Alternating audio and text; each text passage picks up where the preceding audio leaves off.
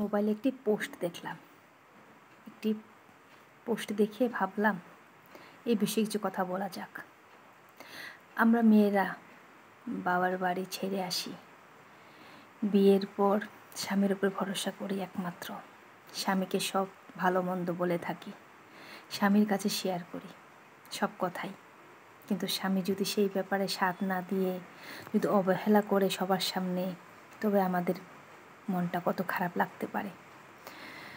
হয়তো স্বামীরা ভাবে আমাদের সাথ দিলে হয়তো তার বাড়ির লোকরা খারাপ পাবে, তবে যদি তাই মনে করেন তবে সেই মেয়েটা কোথায় যাবে তার মনের কথা বলার জন্য?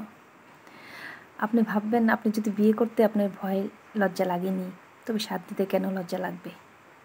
যদি বিয়ে করতে লজ্জা লাগতো তবে সাথ দিতে লজ্জা লাগতো। বিয়ে করেছেন যদি সবার সামনে, ভাত কাপড়ের বা দায়িত্ব নিয়েছেন সবার সামনে, আপদ বিপদের সবসময় সাথে থাকবেন সবার সামনে বলেছেন, সাত পাকের বাধাতে সেই প্রতিজ্ঞাই করা হয়, তবে সেটা কেন করছেন না?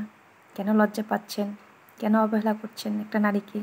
নারী মনে দুঃখ পায়, দুঃখ পেয়ে অনেক নারীরা বাড়ি ছেড়ে চলে যায়।